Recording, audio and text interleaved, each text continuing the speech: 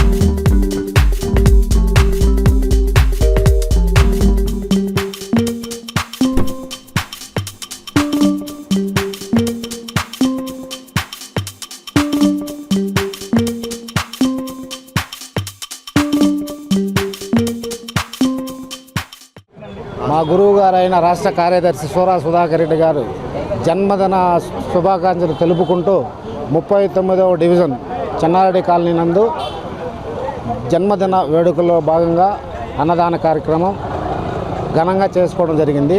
ఇలాంటి పుట్టినరోజులు మరెన్నో జరుపుకోవాలని ఆ ఏడుకొండల వారిని కోరుకుంటూ సెలవు తీసుకుంటాం.